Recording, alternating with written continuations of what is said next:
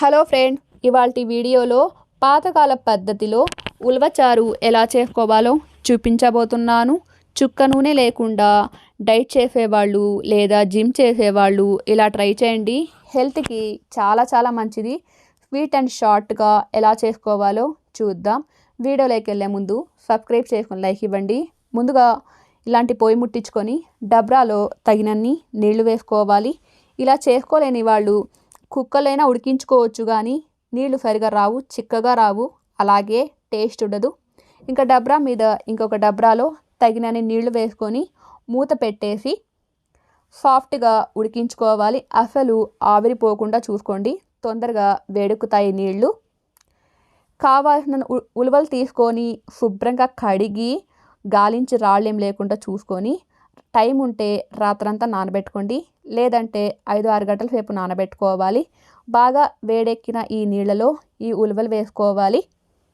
ఇక్కడ చూసారా, వేయంగానే పొంగొచ్చేసింది, అలాగే ఉడుకుతూ ఉన్నాయి. దాని మీద డబ్రా పెట్టేసి మూత పెట్టేసి అసలు ఆవిరిపోకుండా సాఫ్ట్గా ఉడికించుకోవాలన్నమాట. అంటే 50% ఉడికించుకోవాలి. ఇక్కడ చూడండి, నీళ్ళు బాగా రంగు మారాయి, బాగా చిక్కగా ఉన్నాయి. మీకు దగ్గర నుంచి చూపిస్తున్నాను చూడండి. 50% ఇలా ఉడికించుకోవాలి. మళ్ళీ రెండోసారి కూడా ఇలాగే ఉడికించుకోవాలి. ఇలాంటి చిల్లులు గిన్నెలో ఈ నీళ్ళన్నీ బాగా వంపేసుకోవాలి. మీరు బాగా చూసుకున్నట్టయితే నీళ్లు బాగా రంగు వచ్చాయి, అలాగే చిక్కగా ఉన్నాయి. కుక్కర్లో అయితే ఇలాగా ఉండవన్నమాట. ఇంకా అర్తా కొరత ఈ ఉలవల్ని అదే డబ్రాలో వేసేయాలి. ఈ నీళ్లు ఉలవల చారు నీళ్లు జాగ్రత్తగా పక్కన పెట్టేసుకోండి, మూత పెట్టేసి. ఇందాక మనం డబ్రా పెట్టుకొని కొద్దిగా నీళ్లు వేడి చేసుకున్నాం కదా, ఆ నీళ్లు వేసేయాలి. అవసరమైతే ఇంకొద్దిగా వేడి నీళ్ళు వేసుకోండి, తొందరగా వేడెక్కి తొందరగా ఉడికిపోతుంది. రెండోసారి కూడా ఇలాగే ఉడికించుకోవాలి. ఇంకా వీటిని పక్కన పెట్టేసుకొని మసాలా కోసం మిక్సీ జార్లో తగినంత కొబ్బరి, కొద్దిగా వెల్లుల్లి, ఉడికించుకున్న కొద్దిగా ఉలవలు తీసుకోండి. చారు మంచి చిక్కగా ఉంటుంది, అలాగే టేస్ట్గా ఉంటుంది. ఇంకా కొద్దిగా నీళ్లు వేసుకొని నైస్గా గ్రైండ్ చేసుకోవాలి. ఇలా గ్రైండ్ చేసుకున్న వీటిని ఒక గిన్నెలో వేసుకొని తర్వాత ఒక 2 పండు టమోటాలు వేసుకోవాలి. పెద్ద సైజు అయితే 2 తీసుకోండి, చిన్న సైజు అయితే 4 వేసుకోండి. నైస్గా గ్రైండ్ చేసుకున్న వీటిని దాంట్లోనే వేసుకోవాలి. ఇందులో తినే కారాన్ని బట్టి చిల్లీ పౌడర్, తగినంత సాల్ట్ కొద్దిగా చూసి వేసుకోండి, తక్కువ తర్వాత కలుపుకోవచ్చు. కొద్దిగా పసుపు, కొన్ని పచ్చిమిర్చి మధ్యలో తుంచి వేసుకోండి, కారం బాగా ఊరుతుంది. నాకు 2 సార్లు నీళ్లు ఇన్ని అయ్యాయి. ఇంకా ఈ నీళ్లలో గ్రైండ్ చేసి పక్కన పెట్టుకున్న ఈ మసాలాలు అన్నీ ఇందులో వేసుకోవాలి.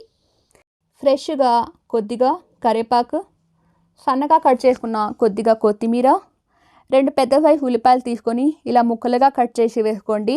తినేటప్పుడు చాలా బాగుంటుంది. తినే పులుపుని బట్టి చింతపండు తీసుకొని శుభ్రంగా కడిగి ఉలవల్లో తీసిన నీళ్ళతో నానబెట్టుకుంటే తొందరగా నానిపోతుంది. కావాల్సినంత చింతపండు రసం వేసుకోవాలి. ఇవన్నీ వేసుకున్న తర్వాత చేత్తో ఇదంతా బాగా కలుపుకోవాలి.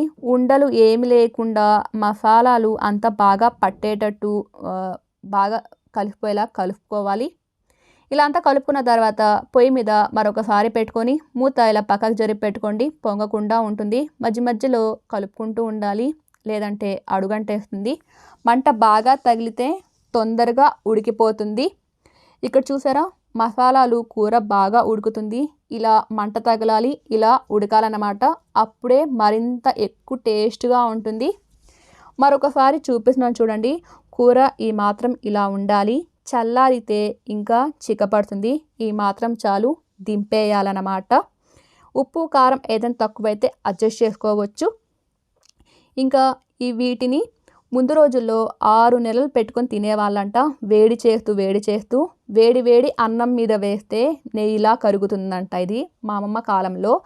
ఇది ఎండాకాలంలో కన్నా చలికాలంలో తింటే మన ఒంటికి వేడిగా ఉంటుంది, చాలా బాగుంటుంది. నెలసరి సరిగా రాని ఆడవాళ్ళు ఎవరైనా ఉంటే ఇది ఒకసారి ట్రై చేయండి. చాలా బాగా వర్క్ అవుతుంది. హెల్త్కి చాలా మంచిది. చలికాలం తింటే మంచిదండి ఇది. ఇలాంటి మరిన్ని వీడియోస్ కోసం సబ్స్క్రైబ్ చేసుకొని లైక్ ఇవ్వండి. Thanks for watching. తప్పకుండా సబ్స్క్రైబ్ చేసుకొని లైక్ ఇవ్వండి, అసలు మర్చిపోవద్దు. బాయ్.